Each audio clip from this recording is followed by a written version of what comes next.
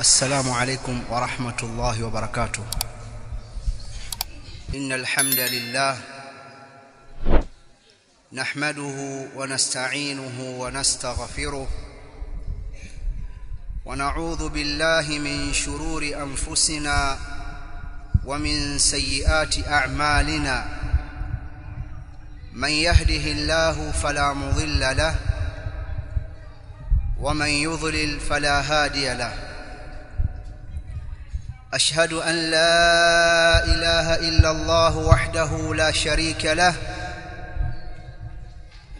وأشهد أن محمدًا عبده ورسوله. يا أيها الذين آمنوا اتقوا الله حق تقاته ولا تموتن إلا وأنتم مسلمون. يا أيها الناس اتقوا ربكم الذي خلقكم من نفس واحدة وخلق منها زوجها وبث منهما رجالا كثيرا ونساء واتقوا الله الذي تساءلون به والأرحام إن الله كان عليكم رقيبا. يا أيها الذين آمنوا اتقوا الله وقولوا قولا سديدا يصلح لكم أعمالكم ويغفر لكم ذنوبكم ومن يطع الله ورسوله فقد فاز فوزا عظيما. أما بعد فإن أصدق الحديث كتاب الله وخير الهدي هدي محمد صلى الله عليه وسلم وشر الأمور محدثاتها فإن كل محدثة بدعة وكل بدعة ضلالة وكل ضلالة في النار. أيها الناس، أوصيكم وأوصي نفسي بتقوى الله عز وجل. يقول الله تعالى: ولله ما في السماوات وما في الأرض ولقد وصينا الذين أوتوا الكتاب من قبلكم وإياكم أن اتقوا الله وإن تكفروا فإن لله ما في السماوات وما في الأرض وكان الله غنيا حميدا. Ndugu zangu Waislamu, kwanza kabisa na kuhusieni pamoja na kuihusia nafsi yangu kumcha Allah subhanahu wa ta'ala kwa kutekeleza yale yaliyotuamrisha kwa kadiri ya uwezo wetu na kujiepusha na aliyotukataza kwa kuyaacha kabisa. Ayuha nnas, katika maisha yetu hapa duniani tunapita katika vipindi tofauti. Tunapita katika vipindi vizuri, vipindi vigumu, vipindi vya mitihani na vipindi vya fitna. Mitihani iwe ya kheri au ya shari ni sehemu ya maisha ya mwanadamu. Allah subhanahu wa ta'ala katika Qur'ani anasema: وَنَبْلُوكُمْ بِالشَّرِّ وَالْخَيْرِ فِتْنَةً وَإِلَيْنَا تُرْجَعُونَ. Na tutakujaribuni kwa mambo ya kheri na mambo ya shari, hayo yakiwa ni fitna, ni mitihani, na kwetu sisi mtarejea. Jambo muhimu ni kuangalia miongozo ya dini wakati wa mitihani, misukosuko au fitna, kwa sababu katika vitu hatari sana vinavyoweza kuharibu mustakbali wa mtu au watu, vinavyoweza kuharibu maisha ya mtu au watu, ni fitna. Na akili zetu pekee hazitoshi kutuvusha katika kipindi cha fitna. Kwa nini? Kwa sababu ndani ya fitna kuna mambo ambayo sisi hatuyaoni, na hapo ndipo muongozo wa dini unapochukua nafasi yake. Na makusudio yangu ni hali tulionayo katika nchi yetu katika kipindi hiki, hali inayofahamika kwa kila mtu, hali iliyotufanya tuzungumze hutuba nyingi huko nyuma tukisisitiza amani na utulivu, tukazitaja aya za Qur'ani, tukazitaja hadithi za Mtume Muhammad sallallahu alayhi wasallam. Maandiko yote haya ni ya miaka mingi sana, na hatukuweka maneno yetu matupu. Wengine wakatusikiliza, wakatuelewa, wakawa watulivu. Wengine hawakusikiliza ushauri, hawakusikiliza nasaha, wala hawakusikiliza miongozo, hawakusikia la mkuu, wakachochewa kama walinunuliwa sifahamu, wakafanya walioyafanya. Athari yake tuliiona sote katika maeneo yaliyopata athari. Kwa siku chache tu watu hawakuweza kutoka nje kama ilivyo kawaida yao kwenda katika shughuli zao. Kazi hazikufanyika, wanafunzi hawakwenda shule wala vioni, biashara zilisimama, bidhaa ziliuzwa kwa gharama ya juu kabisa.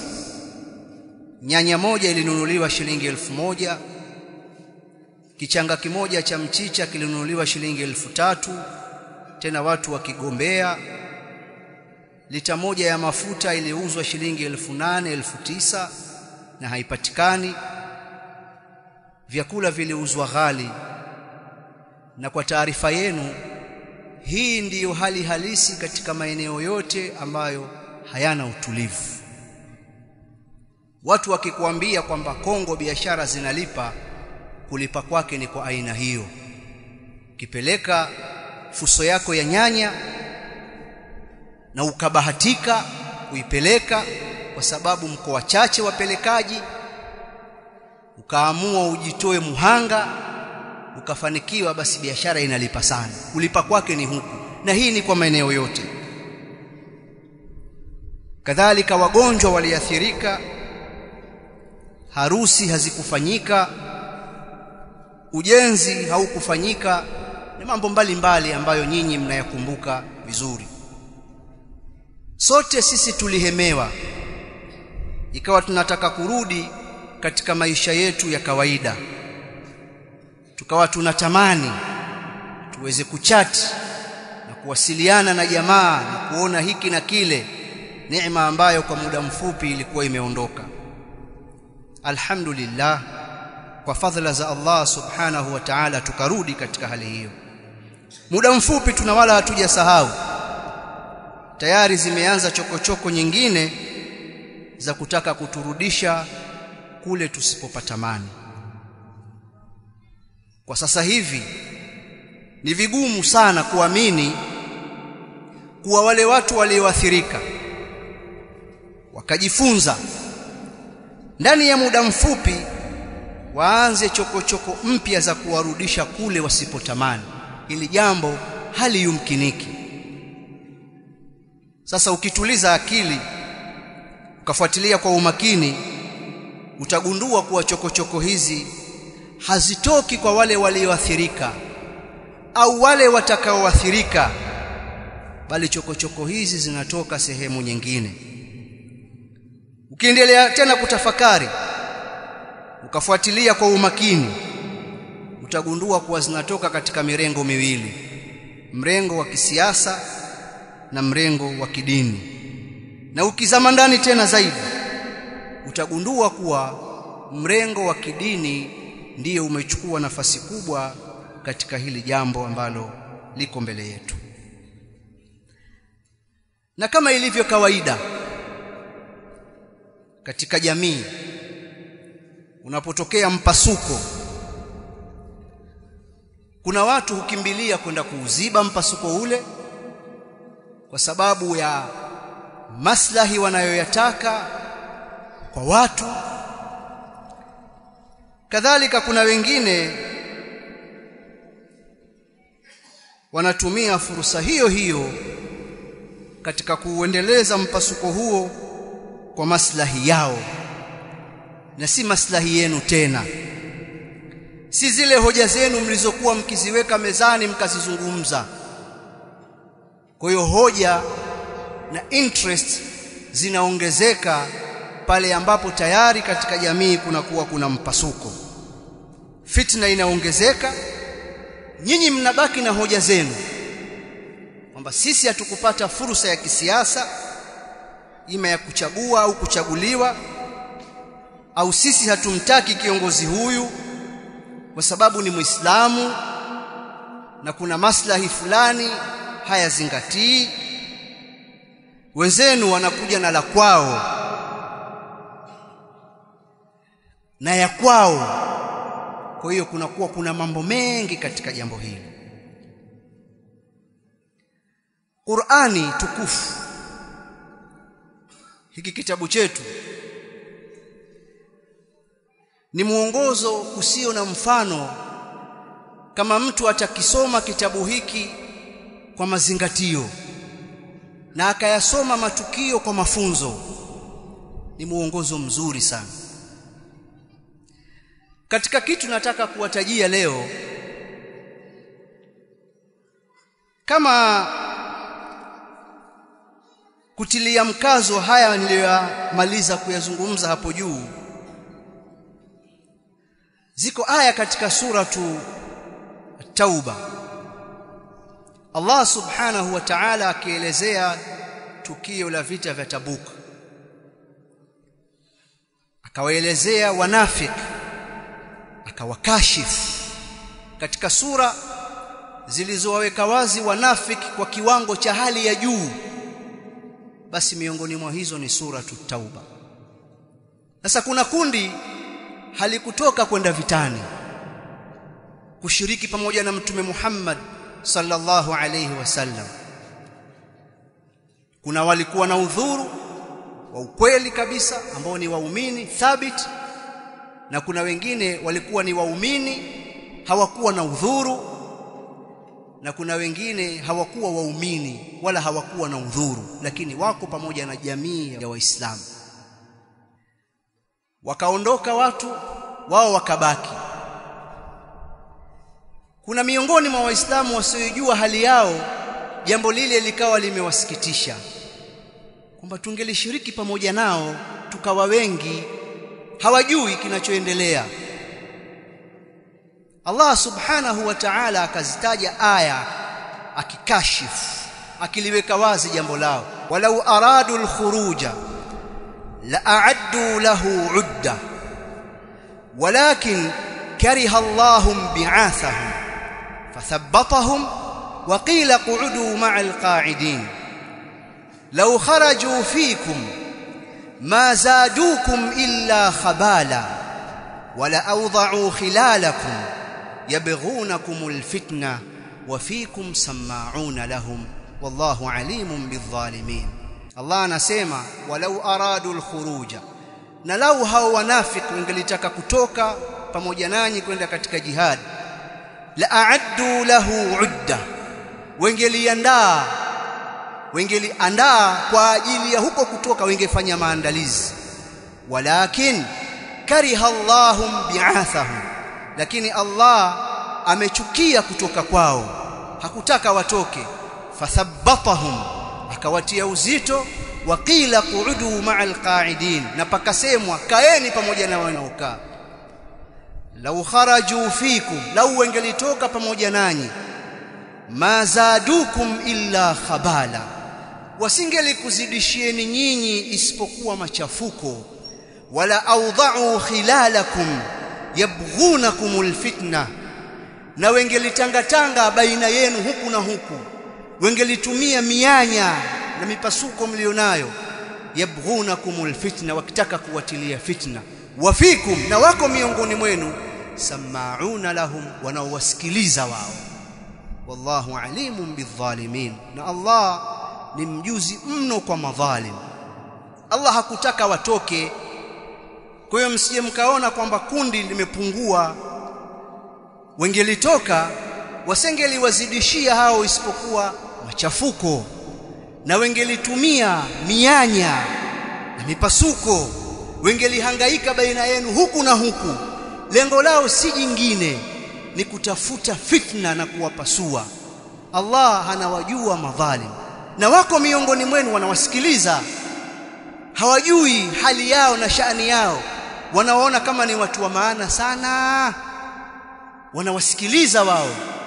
Linaweza likasemwa jambo la kuchafua, lakini kwa kuwa wamelisema wao na wako miongoni mwenu wanawadhania kheri, likawapasua. Waacheni wakae, kukaa kwao ni kheri. Wakati mwingine katika mambo kama haya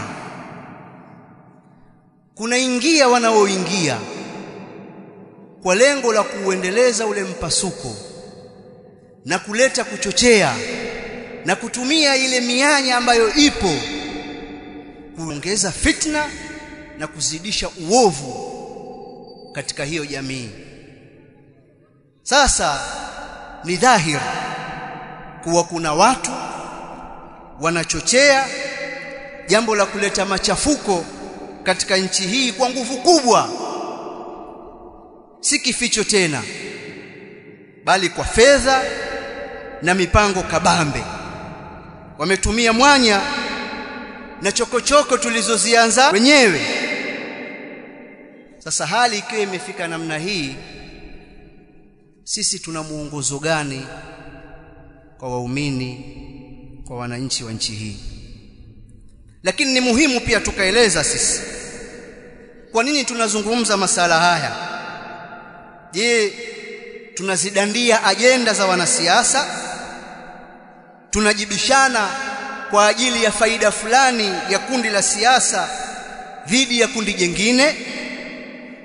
Nyinyi mnafahamu kuwa sisi na manhaji yetu hatudandii ajenda za siasa tukajiingiza katika malumbano kwa maslahi ya kundi moja dhidi ya kundi jingine. Sisi tunazungumza suala hili na kujadili hoja zilizoletwa na kutoa miongozo, kwa sababu jambo hili limegusa mstari hatari katika ajenda zetu tulizozisimamia kwa miaka yote, suala la amani na utulivu. Amani na utulivu ambao ndio kitu tumekisema, tumeandika, tumefundisha, tumesisitiza juu ya kulinda amani na utulivu. Sasa kitu hiki kikiwa kimetetereka, tumeona kwa macho yetu, na tumeona kuna uchochezi wa kuvunja amani na utulivu kwenye mitandao ya kijamii na sehemu nyingine, tena kutoka kwa watu wengine wako nje ya nchi. Tumesikia matamko kutoka makanisani, tumesikia matamko kutoka kwa asasi za kiraia, za kitaifa na za kimataifa. Na tangu hapo, kabla ya kutokea chochote, sisi tumesisitiza kwamba jamani, hala hiyo haki yenu hiyo ya kuchagua au kuchaguliwa ifanyeni, lakini mzingatie amani na utulivu. Kwa sababu uzoefu unaonesha chaguzi katika nchi zetu hizi za Afrika ni shida kubwa. Maandishi yanaonesha hivyo na hali halisi inaonesha hivyo. Je, bado sisi viongozi wa jamii za Kiislamu hatuna wajibu wa kutoa miongozo katika hali hii? Na kwamba tukitoa miongozo yaonekana tunatumika kisiasa,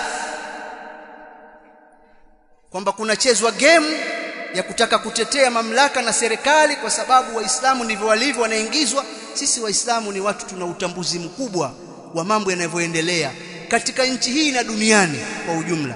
Twayajua mambo ya siasa yamezungumzwa mara ngapi huko, hoja zao zimezungumzwa mara ngapi, sisi hatukuja kuzijadili hapa au kutetea.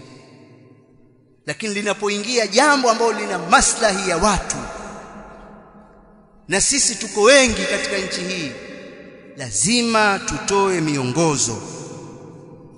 Sasa miongozo yetu katika wakati wa sasa itajikita katika kuacha malumbano, kuacha uchochezi, kuacha kuipasua jamii, na kila mtu achukue nafasi yake katika kulinda amani na utulivu, kwa sababu jamaa wameshapenya, wanataka kuivuruga hii nchi. Zile hoja za madai ya haki, kwa hakika tumeziona si hoja za msingi, ni maneno matamu yaliyotumika kwa makusudio maovu. Lakini ukiviangalia viashiria vya haki katika jamii baina ya wakati wa sasa na uliopita, pamoja na mapungufu yaliyopo sasa, lakini watu wote wanaona kwamba sasa kuna nafuu kidogo kuliko wakati uliopita. Angalia uhuru wa watu, angalia watendaji serikalini, angalia vyombo vya habari, angalia huo utekaji unaosemwa, angalia kuna nafuu. Sasa hatusemi kwa mambo yote ni sawa, isipokuwa nchi za Kiafrika kitu rahisi sana kukipenyeza na ili kieleweke ni haki, kwa sababu kweli kuna mapungufu katika utendaji haki katika mamlaka nyingi. Kwa hiyo ukipenyeza hiyo inapenyezeka, na mtu atatajiwa hili, atatajiwa ubadhirifu, atakubali. Sasa hiyo tumeweka pembeni haya. Sasa tumejikita katika kuondoa hali ambayo ipo na kuwasihi watu wawe watulivu, kwa sababu mpasuko tuliosababisha wenyewe umetuletea shida na changamoto. Aqulu ma tasma'un wa billahi at-tawfiq. Alhamdulillah hamdan kathiran tayyiban mubarakan fihi ملء السماوات والأرض وملء ما بينهما وملء ما شئت من شيء بعد. أهل الثناء والمجد أحق ما قال العبد وكلنا لك عبد.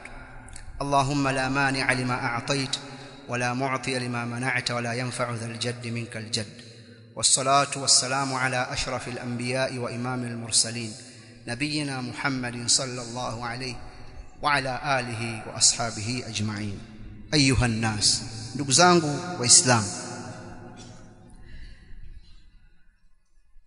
tuliwahi kusomewa hadithi nyingi za Mtume Muhammad sallallahu alayhi wasallam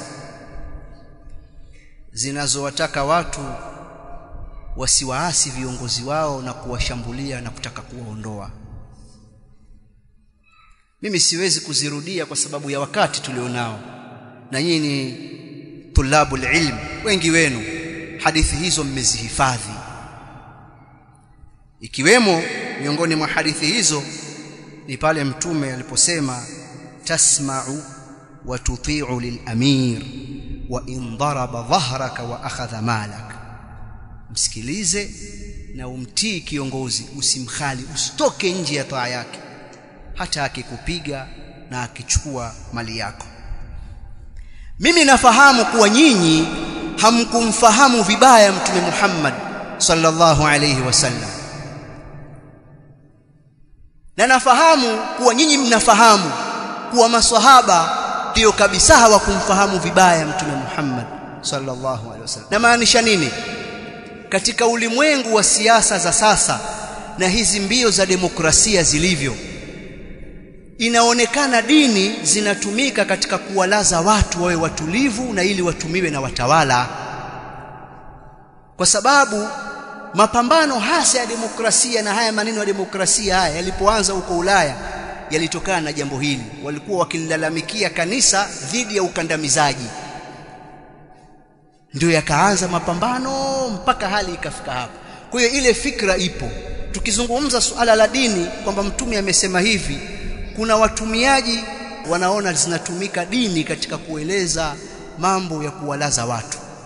Sasa ndio nawaambia, mimi najua kwamba nyinyi hamkumuelewa vibaya Mtume Muhammad, kwamba eti bwana mtume awaambia watu wasikilize na kutii kwa malengo ya kuwalaza kisiasa, kwa sababu yeye ataka kuendelea kuwatawala zaidi na kuwanyonya. Ndio tafsiri itakayokuja. Nimekataa kukataa kwa sababu najua nyinyi mnamfahamu Mtume Muhammad, mnafahamu heshima yake, mnafahamu mafundisho anayoyaleta sio ya kwake bali ni Qur'ani. Wama yantiqu anil hawa in huwa illa wahyun yuha. Pamoja na hayo, ukiachilia mbali maandiko na heshima mlionayo kwake ya kwamba sio mtu laghai, maisha yake yaliyoishi yanaonesha kwamba hakuwa ni mtu wa aina hiyo. Mtu aliyetaka kuwadanganya watu na kuwarubuni engelikuwa ni mtu wa kujilimbikizia mali, wa kutaka mamlaka, wa kuitaka dunia, wa kutaka hiki, na mtume hakuwa hivyo. Wamemwandika hivyo Waislamu, na hata wasio Waislamu waadilifu wamemwandika hivyo. Kwa hiyo hatuwezi kumtilia shaka ya aina yoyote kwamba maneno yake yoyote yanayotaka watu wawe na utulivu kwa viongozi, basi anataka kujifeva yeye au familia yake, kwa sababu pia hakusema kwamba baada ya mimi atakuwa mwanangu huyu kiongozi. Hakusema hivyo. Ameishi maisha ambayo yeye mwenyewe akiwa ana kitu ataka kukitoa haraka. Ameishi maisha ya kugawanya mali ya haki na uadilifu uliopindukia mipaka. Haingii katika fikra kwamba eti ana malengo ya kutaka kuwalaza watu. Kama hana malengo ya kutaka kuwalaza watu, maneno haya maana yake ni nini? Maneno haya maana yake ni maslahi kwa watu, kwamba ikitokea kwa alivyofundishwa yeye na ilmu aliyopewa watu wakataka kuleta machafuko bila ya kufuata vigezo vya kisheria, madhara yatarudi kwao. Wanawavioni wa Kiislamu waliomuelewa vizuri Mtume Muhammad tangu maswahaba mpaka wanawavioni wa sasa wameeleza hayo. Miongoni mwa hao ni Sheikhul Islam Ibn Taymiyyah, akasema waqalla man kharaja ala imami dhi sultanin illa kana ma tawallada ala fi'lihi min ash-sharri a'zamu mimma tawallada min al-khair. Na imekuwa mara chache sana kwa mtu aliyemwasi kiongozi akataka kumpindua na kumuondoa madarakani, kiongozi mwenye mamlaka. Imekuwa mara chache sana yale yaliyozaliwa katika hicho kitendo chake cha kutaka kumuondoa kiongozi na kumwasi, mara chache sana kuwa kina kheri kitendo chake hiko kuliko shari. Kwa maana yaliyozaliwa kwa kitendo hiki katika shari ni makubwa zaidi kuliko yaliyozaliwa katika kheri. Ukweli uongo mtajijibu nyinyi wenyewe kwa kuangalia hali halisi. Je, ni kweli kwamba kupambana na kutaka kuondoa viongozi kumeleta shari zaidi kuliko kheri? Na nyinyi ni wasomi, na huko mitandaoni kuna wasomi sana huko wenye PhD, wenye degree mbalimbali za mambo mbalimbali huko. Nyie wasomi mnakwenda kwa case study. Tupeni mfano mmoja kwamba kuna sehemu fulani ilifanya vurugu ya kumuondoa kiongozi, ikachoma, ikadhuru, ikaua, ikapambana na vyombo vya dola. Halafu baada ya kuiondoa serikali hiyo, baada ya muda mfupi maisha yakawa mazuri. Baada ya muda mfupi maisha ya wale waandamanaji yakabadilika kuwa mazuri. Kama mtu alikuwa hana baskeli, baada ya miezi 6 ana baskeli sasa. Kama mtu alikuwa hana bodaboda, sasa ana bodaboda. Mwenye bajaji anazo 2. Kuna mtu alikuwa hana nyumba, kaandamana mpaka serikali ikaanguka. Baada ya mwaka ana kijumba chake cha gorofa bwana. Tupeni hiyo mifano. Sisi twaona watu wakishaingia vurugu, kuna watu wataitwa 2 watatu, watazungumza, kama kuna maslahi, kuna vitu watavipata wao. Wewe ukishakuwa umekula risasi, umepigwa, umedhuru, wewe huna unachokipata tena. wala familia hazipati. Tupeni mifano, si wasomi nyinyi, mna case studies, tupeni kwamba nchi fulani takwimu hizi hali ilikuwa hivi, sasa hivi ilikuwa hivi. Mimi nasema zipigieni mfano nchi zote. Watu hawakuendelea hivyo bwana. Ukisikia Malaysia imeendelea, basi ujue kulikuwa kuna dhamira ya dhati ya kiongozi aliyekaa yeye na wananchi wake, wakajadiliana namna ya kuiendeleza nchi, wakaviruka viunzi na vikwazo vya mataifa kandamizi.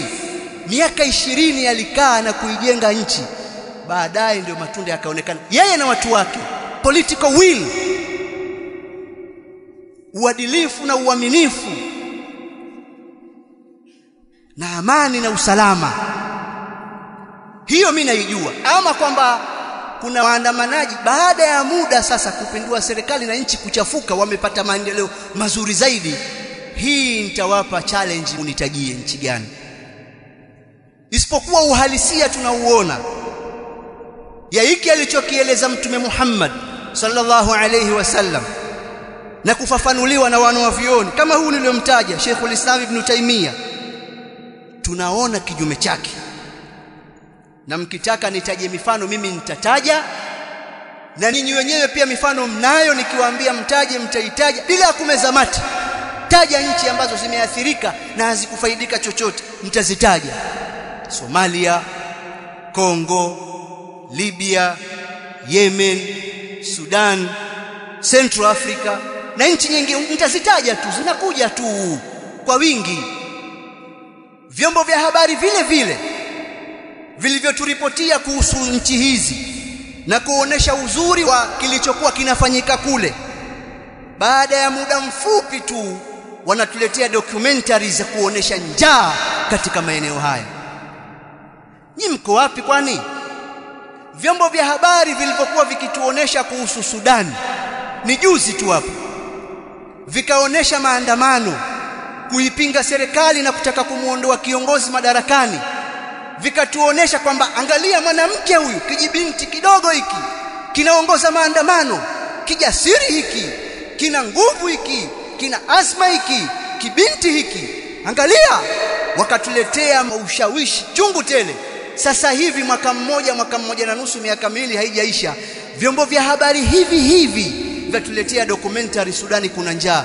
Mwangalie huyu kijana aitwa fulani bin fulani, ana miaka 12, kakatika miguu, hasomi, ana njaa, umeme hamna. Sijui nisemeje. Sasa hivi ndio kinachofanyika. Hauonekani uharibifu uliofanywa, havionekani vituo vya mafuta vilivyochomwa, vituo vya mwendokasi vilivyochomwa, maduka yaliyovunjwa na kuibiwa, mabasi yaliyochomwa, watu waliopigwa na kudhuriwa. Vyombo vya habari vyote vyazungumza kwamba waandamanaji wamekuwa wana haki, zimetumika nguvu kubwa katika kuwazuia waandamanaji. Hivi nyinyi mkiangalia maandamano ya vipi hayo ambayo hayana mwelekeo, hayana viongozi ya kuchoma? Sasa waweza ukajiuliza, kwa nini mbona hawazungumzi upande huu? Ndivyo ilivyo hivyo, utie akili. Hawawezi kuzungumza wala kuonesha picha watu wakibeba mitungi ya gesi wanaondoka nayo kwenye maandamano ya kudai haki. Hawawezi kuonesha hicho kitu, mtie akili. Baada ya miaka miwili watakuja kuonesha documentary, watu wana njaa, shule hazina walimu, si kitu gani hivi, kitu gani hivi. Ndivyo walivyo, wanatumia mipasuko. Walau awda'u khilalakum yabghunakumul fitna wa fikum sama'una lahum, na wapo miongoni mwao wanawasikiliza wao, waona watu wa maana, wakaenda kwao wakazungumza, wakapata maelekezo. Ayuha nas, ndugu zangu waislamu, haya maisha tulionayo ni kwa sababu ya amani na utulivu tulionao.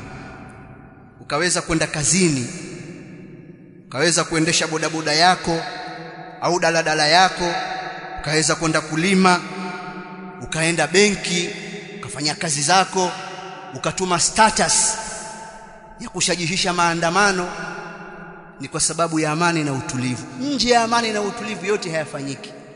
Matamko yanayotolewa makali kabisa, yakasifiwa, yametolewa na watu wenye PhD, yana maana sana matamko haya. Nchi inapokuwa amani na utulivu nchi inapokuwa katika oda. Nje ya amani na utulivu, matamko haya hayana maana yoyote. Ni karatasi tulimesomwa, atalisikiliza mtu mmoja wawili, watu washachanganyikiwa. Mali ulizonazo na ardhi ulionayo ina maana pale palipo na amani na utulivu. Na akija mtu akiingia, wamuuliza mbona hapo umeingia? Kwangu hapa. Kuna watu watakuja watamwambia wewe ondoka hapa, sio kwako, kwa huyu. Yote haya yana maana kwa sababu hiyo. Msije mkahadaliwa. Usidhani kuwa kuivuruga nchi hii na kuleta machafuko katika nchi hii ni kumkomoa rais na serikali yake. Kama wadhani hivyo, basi fikra zako ni fikra finyu.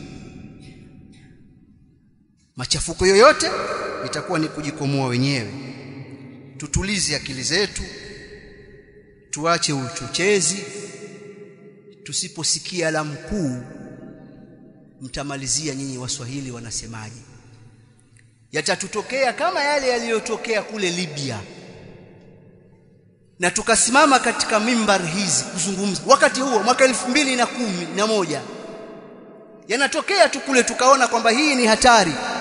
Katika mimbari hizi tulisimama tukasema, miaka takriban 14-15 sasa, wanaokumbuka kama mimi, wale vijana wenzangu, tulifanya mazungumzo, hutuba katika msikiti wa chuo kikuu nyingi sana, na mazungumzo ya chini ya kalima kuelezea ile hali ni ya hatari. Hakujafanyika chochote bado, chokochoko tu. Na wakati ule kulikuwa kuna wanafunzi wengi wa nje ya nchi. Mmoja wapo alikuwa ni kijana wa Kilibia, rafiki yetu. Tukamleta msikitini, hebu tueleze hali ya maisha ya kwenu ilivyo na hichi kinachoendelea. Akatueleza uzuri wa maisha ya kwao hivi. Jamani, mwaisikia hii hali? Kile kinachoendelea kule hakifai. Sasa hivi tunazungumza miaka 15. Mnaniambiaje kuhusu Libya? Sisi si watabiri au wanajimu, ni mafundisho ya Mtume Muhammad sallallahu alayhi wasallam. Tulisimama tukayasema, ndio kitu kinachotokea sasa. ربنا آتنا في الدنيا حسنة وفي الآخرة حسنة وقنا عذاب النار. اللهم اغفر للمؤمنين والمؤمنات والمسلمين والمسلمات الأحياء منهم والأموات. اللهم لا تدع لنا ذنبا إلا غفرته، ولا دينا إلا قضيته، ولا مريضا إلا شفيته يا رب العالمين. اللهم اشف مرضانا ومرضى المسلمين. اللهم إنا نسألك الهدى والتقى والعفاف والغنى. وصلى الله على سيدنا محمد. قوموا إلى صلاتكم.